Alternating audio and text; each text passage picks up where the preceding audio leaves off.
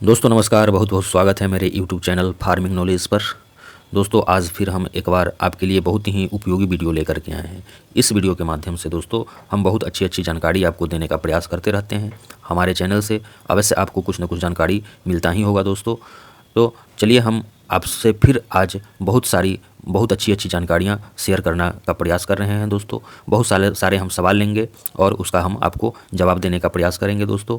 जैसे हम आपको बताते हैं कि क्या सब सवाल होगा, क्या हम उसका जवाब कैसे देंगे। सही जानकारी के लिए वीडियो पर बने रहें और वीडियो को लाइक करें अगर अच्छा लगता है। चैनल पर नए हैं तो चैनल को सब्सक्राइब करेंगे। जैसे दोस्तों हम बात करते हैं, आपके मन में बात आती होगी कि मछली पालन में कैसी भूमि का चुनाव करना चाहिए।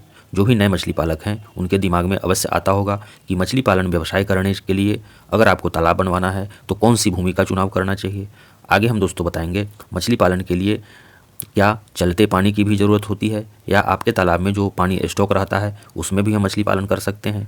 आगे बताएंगे दोस्तों तालाब की गहराई कितनी होनी चाहिए। मिश्रित मछली पालन के लिए आपको कौन कौन सी मछलियों का पालन करना चाहिए।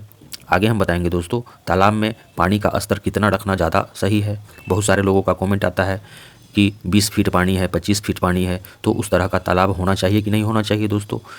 और हम फिर बताएंगे आपको क्या 100 वर्ग फीट के तालाब में हम मछली पालन कर सकते हैं। बहुत सारे बंधुओं का कमेंट रहता है कि 100 वर्ग फीट में हम मछली पालन कर सकते हैं कि नहीं। अगर कर सकते हैं तो किस मछली का पालन कर सकते हैं, हम इसके बारे में भी बताएंगे।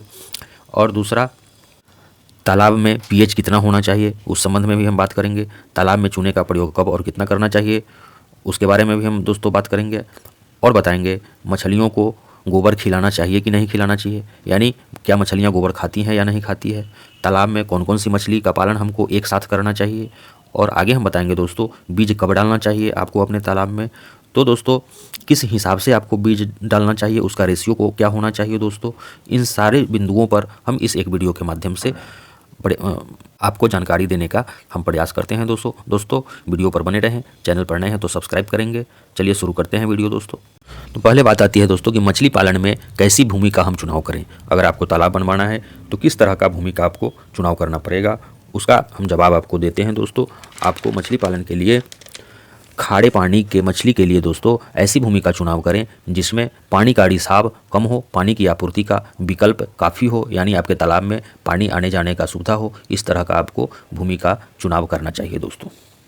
आगे था कि मछली पालन के लिए क्या चलते पानी की आवश्यकता जरूर होती है। नहीं, इसके लिए आपको चलते पानी की आवश्यकता नहीं होती है। ऐसे हम आपको बता दें कि चलते पानी का मतलब है कि नदियों में मछली पालन। तो नदियों में आप मछली पालन कर नहीं सकते हैं, लेकिन आपको पता होना चाहिए कि नदियों में जो मछलियाँ रहती हैं उसका ग्रोथ बहुत ज़्यादा होता है। यानी चलते पानी तो ज़्यादा उपयुक्त है, लेकिन आप उसमें इसका प्रयोग नहीं कर सकते हैं क्योंकि आपके तालाब में चलता पानी कहाँ से आएगा।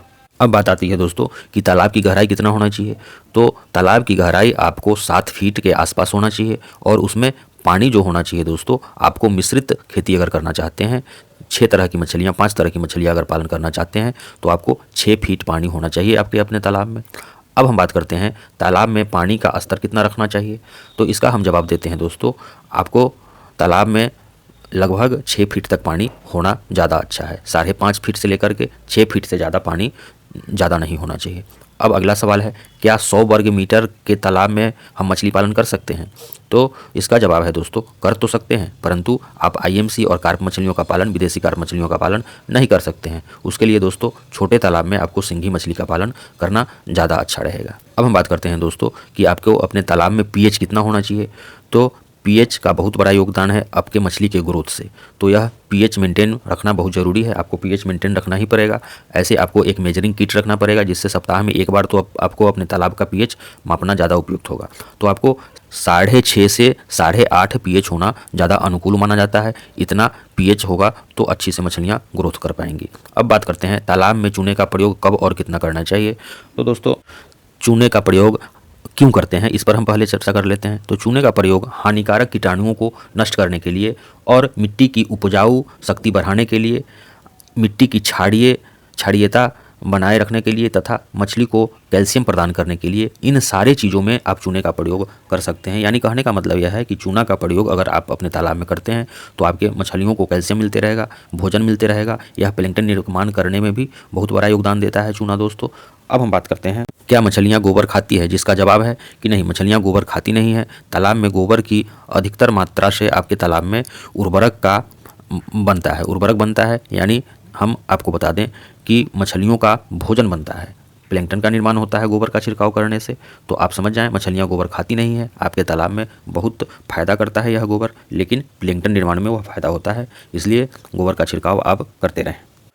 अब बात आती है तालाब में कौन कौन सी मछली पालन करना चाहिए। अगर दोस्तों आपका 1 एकड़ के तालाब है तो आप उसमें IMC के साथ विदेशी कार्प मछली का पालन कर सकते हैं। अब बात करते हैं कि बीज कब डालना चाहिए। तो बीज डालने का सबसे उपयुक्त जो समय है वह मार्च या अप्रैल महीना है। आप प्रयास ये करें कि अप्रैल महीने तक अपने तालाब में आप बीज का संचयन कर दें दोस्तों। अब बात आती है कि किस हिसाब से बीज आपको डालना चाहिए। तो आपको 1 एकड़ का अगर तालाब है उसमें सिर्फ 5000 बीज डालना चाहिए, जिसमें ऊपरी तली के लिए 40%, बीच की तली के लिए दोस्तों 30% और नीचे के तली के लिए 30% दोस्तों। इस तरह से इसी रेशियो से आपको बीज डालना पड़ेगा, तब जा कर के ग्रोथ बहुत अच्छा होगा बंधुओं। तो दोस्तों वीडियो हम यहीं समाप्त करते हैं। आशा करते हैं यह जानकारी आपके काम में आएगी। धन्यवाद।